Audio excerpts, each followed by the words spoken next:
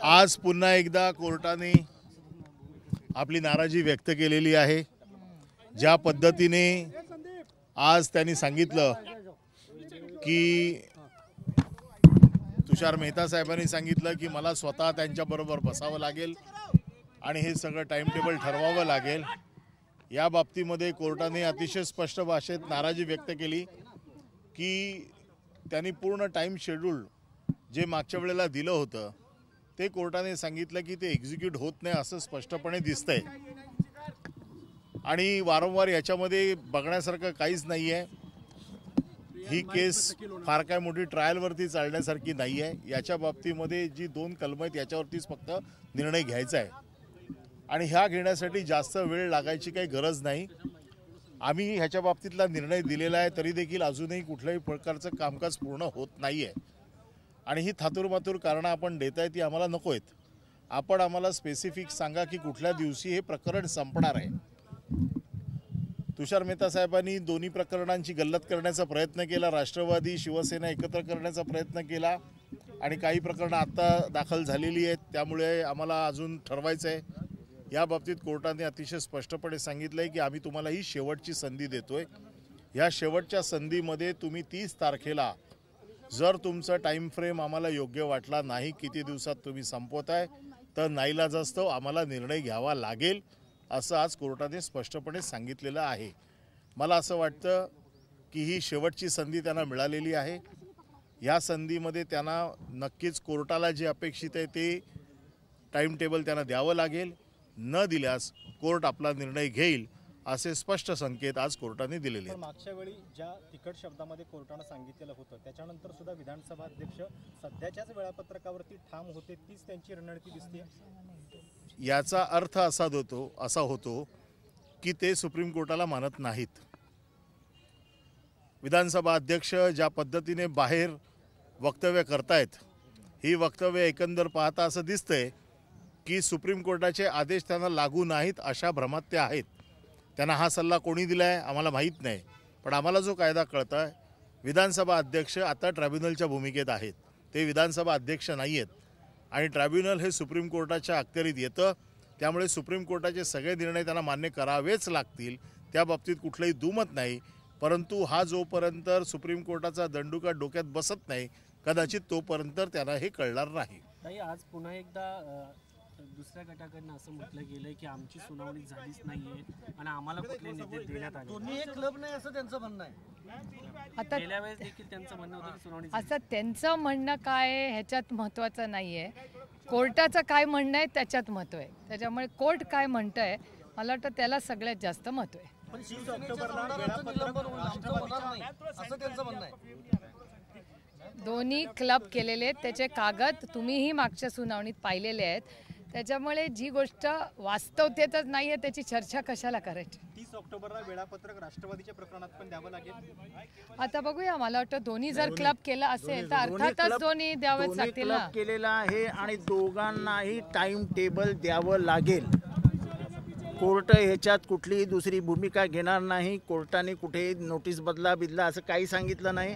In fact court नाराजी व्यक्त करत होतं आणि त्यांनी खास करून त्यांच्या इंटरव्ह्यूवर नाराजी व्यक्त केली की ज्या पद्धतीने अध्यक्ष महोदय बाहेर जाऊन सुप्रीम कोर्टाच्या अधिकारांबद्दल बोलतायत त्याच्याबद्दल स्पष्ट नाराजी व्यक्त केली। एक वेळ अशी आली होती की सुप्रीम कोर्ट सांगत होतं आम्ही आत्ताच प्रोग्राम तुम्हाला देतो, शेड्यूल तुम्हाला देतो। त्यांचं नशीब चांगलं की तिथे तुषार मेहता उभे होते, त्यांनी कसं बसं वेळ सावरून घेतली आणि 30 तारखेपर्यंत नेले। पण एक स्पष्ट झालं की कोर्ट एकंदर अध्यक्षांच्या भूमिकेवर त्यांच्या म्हणजे काम पद्धतीवर प्रचंड नाराज आहे। लोकसभा निवडणुकीच्या आधी याचा निकाल सूक्ष्मोक्ष लागेल असं आहे की आमची आशा अपेक्षा तशीच आहे आमची चौघांची। आणि ज्या पद्धतीने आज जो शेवटचा त्यांनी हे दिला आहे की 30 तारखेपर्यंत करा, नाही तर आम्ही शेड्यूल डिक्लेअर करून टाकू, मला वाटतं इतक्या कठोर पद्धतीने असं शेवटी लेजिस्लेचरचा सन्मान ठेवणं हे सुप्रीम कोर्टाचं काम आहे।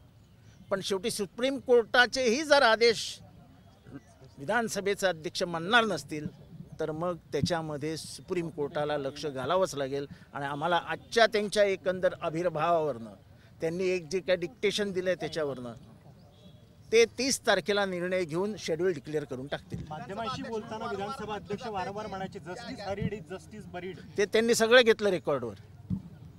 विधानसभेच्या अध्यक्षांनी जे जे काय बोलले ते सगळं त्यांनी रेकॉर्डवर घेतलं आणि ते म्हणाले हे बोलणं बरोबर नव्हे. This state justice is delayed, so it's never a question of justice hurried.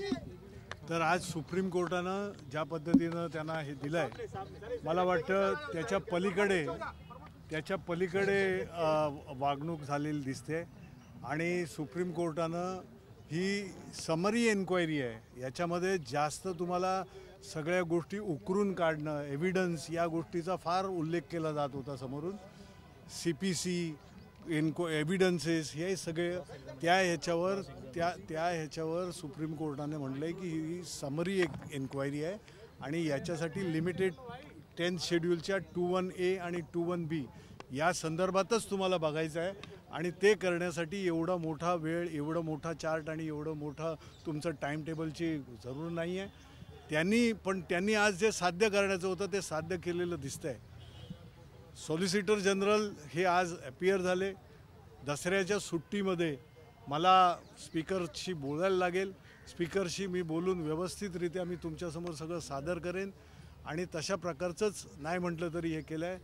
Supreme कोर्टाजवळून आज आमची अपेक्षा होती की बाकी गोष्टींमध्ये न जाता, कारण त्यांनी हे जस्टिस डिलेड इज जस्टिस डिनाईडचं फक्त हे धरून त्यांनी हे करायला पाहिजे होतं. अपेक्षा होती की आज ते ठोस असं पाऊल त्यांच्यासमोर ठेवतील की ही तुम्हाला असलेली टाईम फ्रेम आहे, या टाईम फ्रेममध्ये तुम्ही इथं आम्हाला निर्णय द्या. हा जो निर्णय अपेक्षित आहे, हा सुप्रीम कोर्टाचा निर्णय त्याच्या अगोदरचं एक सगळ्यात महत्त्वाचं समलिंगी याच्यावरचं त्यांनी जे काही आज हे दिलं त्याला भरपूर वेळ गेला आणि त्याच्या बरोबरीनं त्याची लोकशाहीची बूज राखली जाते की नाही या देशामध्ये, जी आपण लोकशाहीची जननी म्हणतो आहे भारत देशाला, त्या ह्याच्यामध्ये लोकशाहीची बूज राखली जाते की नाही आणि त्याची उत्कंठा सर्वसामान्य माणसापासून मुंबईतल्या ते अगदी महाराष्ट्रातल्या ते दिल्लीपासूनच्या सर्व राज्यांमध्ये आज देशामध्ये आहे.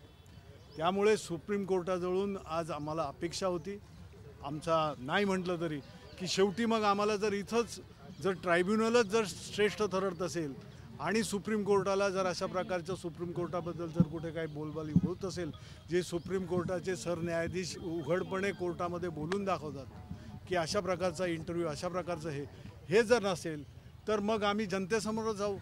शेवटी जनतेच्या आधारावरच ही लोकशाही आहे. सर, दरवेळी अध्यक्ष सुप्रीम कोर्टातली सुनावणी झाली की अध्यक्ष प्रतिक्रिया देत असतात. आज मात्र अध्यक्षांनी प्रतिक्रिया कुठलीही दिलेली गेली नाही. अध्यक्ष प्रतिक्रिया न देता निघून गेली. सुधारणा म्हणायची? अध्यक्ष प्रतिक्रिया देणं न देणं हा त्यांचा वैयक्तिक, कारण तो फ्रीडम ऑफ एक्सप्रेशन, त्या ह्याच्याबद्दल आम्हाला कुठचंही हे म्हणायचं नाही आहे. आज जी अपेक्षा होती ती सर्वोच्च न्यायालयाने आज त्यांच्यासमोर सुद्धा, कारण ती नाराजी उघड त्यांच्या ज्या पद्धतीनं गोष्टी मांडल्या जात होत्या समोरून, त्याच्यावर नाराजी त्यांची व्यक्त होत होती. परंतु त्यावर ठामपणे उभं राहून ठोस काहीतरी आज हे मिळेल अशा प्रकारची अपेक्षा होती. ती अपेक्षा आज पूर्ण झालेली नाही आहे. परंतु 30 ऑक्टोबरसुद्धा फार दूर नाही आहे.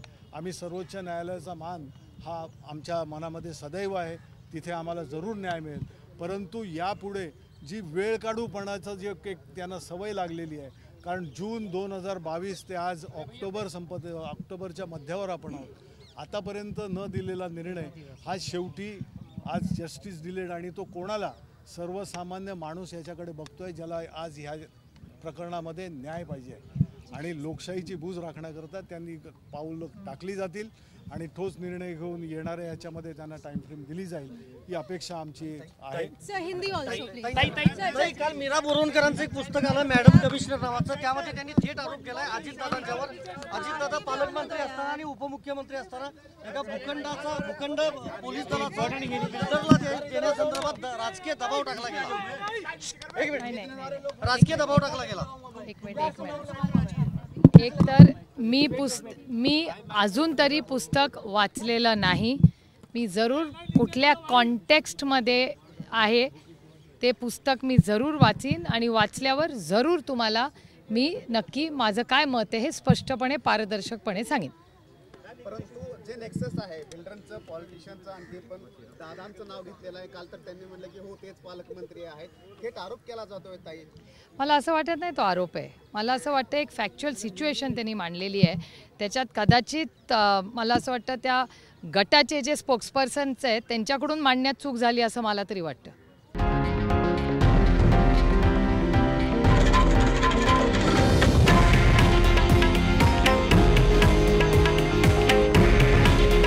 हे आहे देशातील नंबर 1 न्यूज नेटवर्क आणि आपण पाहत आहात TV9 मराठी. काळजी तुमची, हित महाराष्ट्राचं.